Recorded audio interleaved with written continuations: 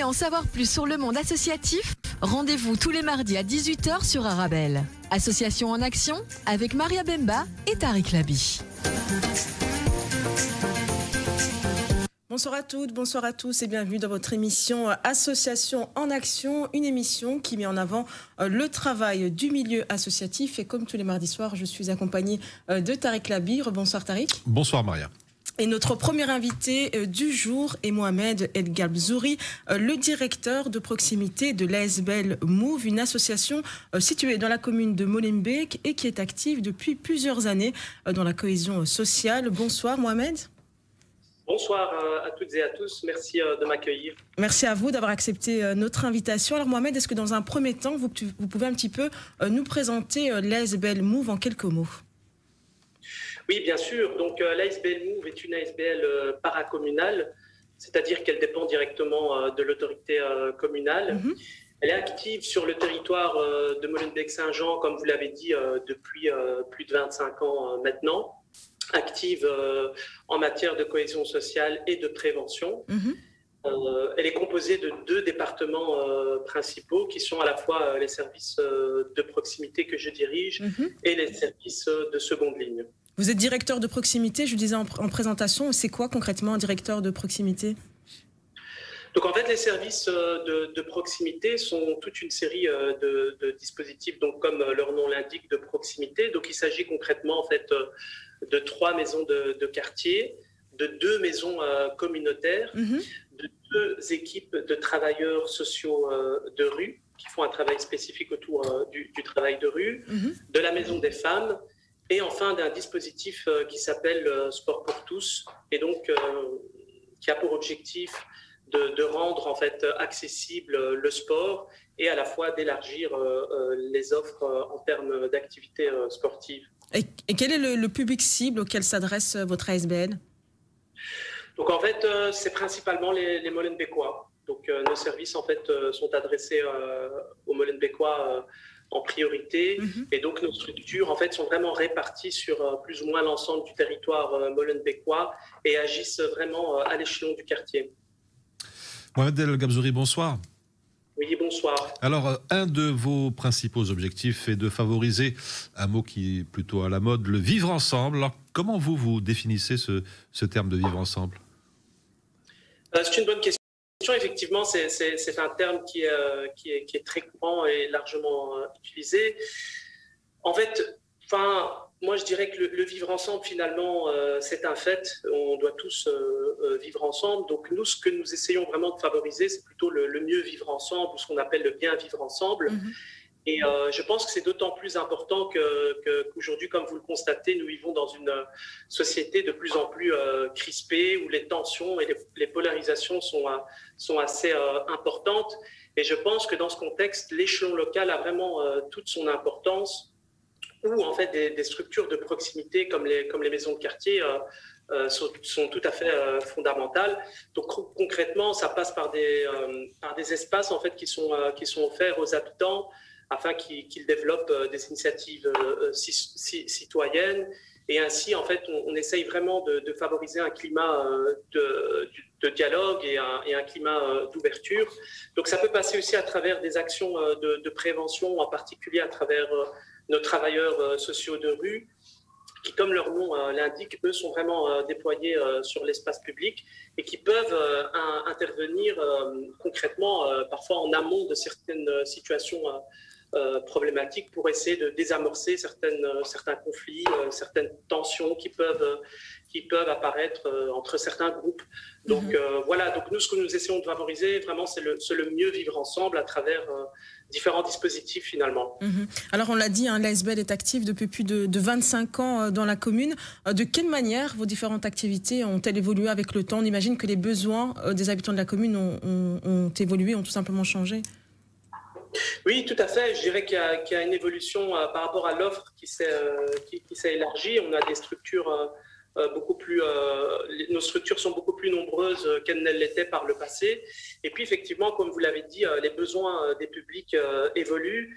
Et ça passe aussi finalement par une évolution des pratiques professionnelles.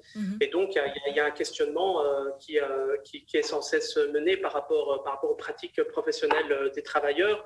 Et on essaye vraiment d'affiner notre offre. Si dans le temps, on pouvait par exemple se contenter, si on prend l'exemple des jeunes, de les occuper, aujourd'hui on est beaucoup plus attentif à ce que nos actions en fait remplissent aussi des objectifs en termes d'émancipation, d'autonomisation et vraiment de renforcer la capacité de nos publics. Vous êtes installé donc dans la commune de Molenbeek-Saint-Jean, en plein cœur de Bruxelles. Est-ce que vous avez le sentiment que la commune en fait assez pour les jeunes, les primo-arrivants ou encore les personnes qui souffrent d'addiction? C'est un peu le public auquel vous vous occupez? Oui, en fait, on sait par rapport à la jeunesse à Molenbeek-Saint-Jean que c'est un enjeu très fort. C'est une des communes les plus jeunes. On sait que cette jeunesse est marquée par diverses problématiques d'ordre social, économique, la question de la discrimination. Il y a aussi un sentiment de stigmatisation très fort qui s'est accentué notamment après la période des attentats vis-à-vis des jeunes. Donc je pense qu'il faut à la fois travailler sur ces problématiques structurelles et puis travailler aussi sur la question de l'image de la jeunesse. Je pense que c'est un enjeu vraiment très important. Et concernant les autorités communales, je pense qu'elles déploient une série d'actions par rapport à certaines problématiques. Après, je pense aussi qu'il y a des problématiques qui sont vraiment très complexes, comme celle de la toxicomanie. Et là, nous avons aussi la nécessité aussi de l'intervention d'autres niveaux de pouvoir, notamment la région. On sait que, par exemple, en 2025, il va y avoir un centre intégré qui sera normalement mis sur pied et qui vise justement à offrir en fait un service beaucoup plus fort par rapport à cette problématique de la toxicomanie. Alors, on va évoquer à présent, si vous le voulez bien, la Maison des Femmes. Vous gérez toutes les activités autour de cette maison. Est-ce que vous pouvez nous parler de cette maison? Comment l'idée est-elle née? Comment a-t-elle germé? Et quel est son objectif? En fait, je pense qu'au niveau de l'historique, je pense que l'initiative est apparue aux alentours de l'année 1999 où un groupe de femmes a interpellé la commune à l'époque, finalement pour pouvoir disposer d'un lieu à partir duquel des activités spécifiquement pour les femmes pourraient être déployées. Aujourd'hui, donc, la Maison des Femmes a pour objectif l'émancipation, l'autonomie et la valorisation des femmes molenbeekoises. Et donc, finalement, les différentes actions sont déployées autour de 4 axes. Nous avons la permanence sociale et l'insertion socio-professionnelle, qui est un enjeu assez important par rapport à ce public-là. L'apprentissage, que ce soit en fait l'apprentissage de français, mais aussi ça peut être une initiation à l'informatique, la question du bien-être physique et moral, et aussi les activités socioculturelles et artistiques. Donc ça, ce sont les axes principaux par rapport à la Maison des Femmes. Alors, on sait que la crise sanitaire a impacté énormément les activités de différentes ASBL. Comment vous vous êtes réorganisé, adapté à cette nouvelle situation? Mais effectivement, en fait, la crise sanitaire a impacté notre association, même si nous ne sommes pas les seuls. Il y a eu d'abord le confinement qui a été très difficile, en particulier pour nos équipes qui ont dû être mises à l'arrêt pendant un moment. Et puis finalement, nos équipes ont vite fait preuve de créativité et ont pu être inventifs en proposant en fait d'autres types de services et en participant à certaines initiatives comme les colis, la distribution de colis alimentaires, la mise à disposition de livres et de jeux pour les familles. Et donc, c'est une période difficile, mais en même temps, nos travailleurs ont cherché aussi à s'adapter. On a aussi nos travailleurs sociaux de rue qui, finalement, ont toujours été mobilisés et qui ont toujours été mis à contribution. Et aujourd'hui encore, donc voilà, on subit... donc, on doit composer plutôt avec des restrictions qui touchent différents secteurs, notamment ceux de la jeunesse. Donc aujourd'hui, on peut encore continuer certaines activités en intérieur avec des jeunes sous conditions, mais l'année passée, ça n'a pas été possible et ça a été aussi difficilement vécu par ce public-là.